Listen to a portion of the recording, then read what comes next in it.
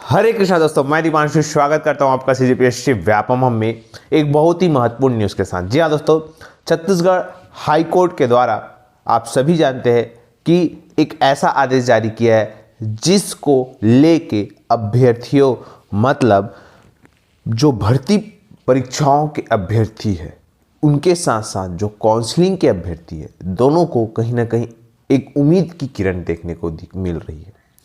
तो इस पर हम पूरा विस्तार पूर्वक चर्चा करेंगे कि क्या 50% आरक्षण पर भर्ती या काउंसलिंग संभव है, या क्या 0% आरक्षण पर काउंसलिंग या भर्ती संभव है, या देखा जाए तो 42,000 या 46,000 पदों पर रोजगार मिला है 22 को।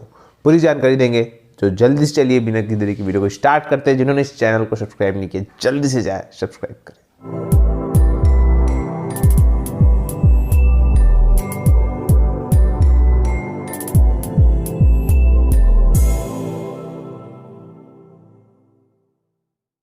सबसे पहले आज आपको बताने से पहले ये न्यूज़पेपर में आया हुआ है, जो कि नई दुनिया में आया हुआ है कि हाई कोर्ट ने 43,000 छात्रों के पढ़ाई के लिए सुनाया निर्णय, नामांकन में 50% आरक्षण व्यवस्था।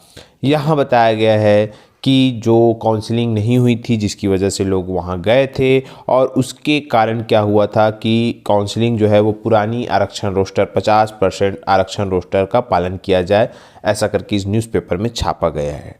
मतलब यहाँ पे ये बताने की कोशिश की गई है कि जो 2012 के पहले आरक्षण व्यवस्था थी, उस आरक्षण व्यवस्था के तहत कितनी सारी काउंसलिंग रुकी हुई है। अगर हम बात करें तो बीएड, डीएड, इंजीनियरिंग और pre agriculture, diploma in counselling, diploma in engineering, diploma mining office management, master in computer application, इस प्रकार से बहुत सारी सीटों पर जो है वो रुकी हुई है। और साथ में यहाँ पे जो बहुत सारे लोग इस चीज़ का इंतज़ार कर रहे हैं और कुछ का हुआ है और कुछ का नहीं हुआ है, पूरी असमंजस की स्थिति में है और बहुत सारी सीटें जो है फंस चुकी है। और कहीं ना कहीं अगर 31 दिसंबर के पहले ये नहीं हुआ तो कहीं ना कहीं पूरे छात्र जो है उनका एक साल बर्बाद हो जाएगा। तो इसी कड़ी में जो हाई कोर्ट ने आदेश दिया कि भैया आप लोग 31 दिसंबर के पहले जो है ये सारी चीज़ें प्रक्रियाएँ निपटाएं। अब रही बात यहाँ पे ऐसी कि भर्ती परीक्षाओं के संबंध में अगर हम बात करें तो बहुत सारे लोग इस आस में कि क्या हाई कोर्ट भर्ती परीक्षाओं के संबंध में ये आदेश जारी कर सकता है क्या। तो देखिए, सबसे पहले आपको बताना चाहूँगा कि जो हाई कोर्ट का ये वाला फैसला है, इसमें विधि विशेषज्ञ जो है, जैसा कि आपकी स्क्रीन पे शो हो रहा होगा, इन्होंने बताया कि भाई हाई कोर्ट ने पुरानी आरक्षण व्यवस्था बताया है, क्लियर नहीं किया है, एक बात। दूसरी बात, हाई कोर्ट ने खुद 58% आरक्षण को असंवैधानिक घोषित कर दिया है। वर्तमान में छत्तीसगढ़ में अगर हम आरक्षण देखें तो शून्य है। अगर वर्तमान में छत्तीसगढ़ में आरक्षण शून्य है, मतलब जो काउंसलिंग होगी वो भी 0% आरक्षण पर होगी।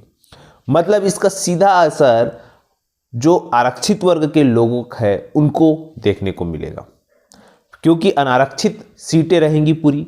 तो इसी वजह से रैंक वाइज सीधा बात है काउंसलिंग होगी, ना कैटेगरी वाइज होगी, क्योंकि जब भी किसी का रैंक आता है तो ओवरऑल रैंक अलग होता है, कैटेगरी रैंक अलग होता है, और अगर वो मेल है फीमेल है तो फीमेल कैटेगरी रैंक अलग होता है। लेकिन वहाँ पे ऐसा कुछ नहीं, वहाँ पे पूरी जो सीटें रहेगी वो ओवरऑल रैंक के आधार पर होगी। जिस प्रकार से विधि विशेषज्ञ के द्वारा कहा जा रहा है कि वर्तमान में जो आरक्षण व्यवस्था है छत्तीसगढ़ में शून्य है। अगर कोर्ट कहता है कि भाई आप लोग क्लियर 50% आरक्षण या 2012 की जो पहले की व्यवस्था थी उस आरक्षण रोस्टर के तहत जो है भर्ती करें, तब जाके वहाँ पे वो चीज़ें क्लियर होगी कि हाई कोर्ट के आदेश के अनुसार जो है 50% आरक्षण पर जो है वो काउंसलिंग किया जा रहा है। और सेम यही चीज़ भर्ती परीक्षाओं पर भी लागू हो सकती है। अगर हाई कोर्ट ये आदेश दे कि भाई, सरकार को आदेश दे कि भाई आप लोग 50% आरक्षण रोस्टर के तहत भर्ती परीक्षाएं या काउंसलिंग करें, अन्यथा ये सारी चीज़ें नहीं होगी। दूसरा ये है कि हाई कोर्ट ने ये निर्णय इस कारण दिया क्योंकि मात्र अभी 9 दिन बचे हुए हैं 31 दिसंबर को आने के लिए, 9 या 10 दिन। अब इस 10 दिनों में साल जो है, एक साल इनका पूरा बर्बाद हो जाएगा और इस 9 दिन में इनको काउंसलिंग की प्रक्रिया कहीं ना कहीं जो है प्रारंभ करनी है।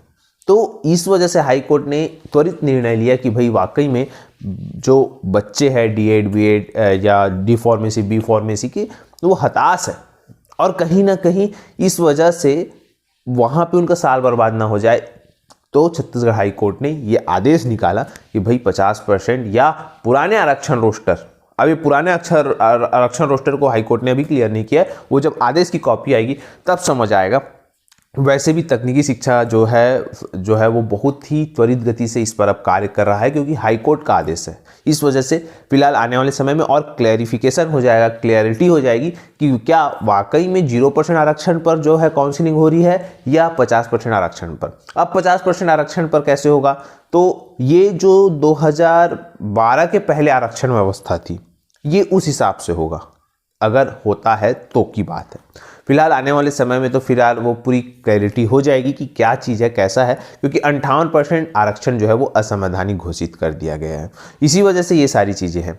दूसरी बात अगर मैं आपको बताना चाहूँगा एग्जैक्ट उनके वर्डों में, कि संवैधानिक मामलों के विशेषज्ञ बी के मनीष का कहना है आरक्षण के संदर्भ में मौजूदा विधि से तात्पर्य उस तारीख से होगा जबकि प्रवेश या नियुक्ति वास्तव में दी जाती है, इसलिए फिलहाल कोई आरक्षण नहीं हो सकता। वैसे भी 19 सितंबर की डिवीजन बेंच के फैसले को इस प्रकरण की परिस्थितियां तथ्यों में अप्रासंगिक ठहराए बगैर वर्तमान बेंच उस फैसले से टकराने वाला कोई निर्देश दे नहीं सकती। कई संविधान पीठें स्पष्ट कर चुकी है कि शिक्षा अथवा नौकरी में आरक्षण किसी हितार्थी का अधिकार नहीं बल्कि राज्य का विवेकाधिकार है, जो कि संवैधानिक सीमाओं से नियंत्रित है।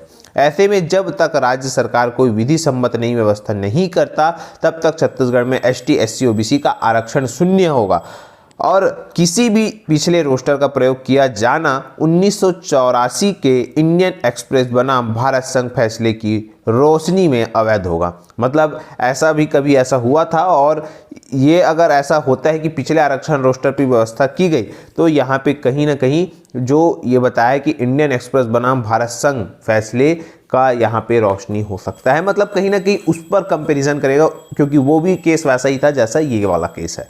तो कुल मिला के ये है कि राज्य सरकार या तो 50% आरक्षण पर एक कानून बना दे या तो जो 76% आरक्षण पर है वो राज्यपाल साइन कर दे। अब अगर ये चीज़ें दोनों होंगी, कहीं ना कहीं दोनों में से कोई एक होंगी तो ही प्रक्रिया आगे बढ़ेगी। तीसरा ये है हाई कोर्ट स्वयं बोले कि भैया आपको इतने % आरक्षण पर भर्ती और काउंसलिंग करना है, तब जाके प्रक्रिया आगे बढ़ेगी। फिलहाल ये सारी चीज़ें हैं। अब आगे क्या होता है देखने वाली बात है। अपडेट रहते रहिएगा और हमारे से जुड़े रहिएगा, हम कंटिन्यू आपको अपडेट देंगे। फिलहाल अगर हम बात करें 46,000 पदों पर भर्ती के लिए प्लेसमेंट कैंप 22 को है।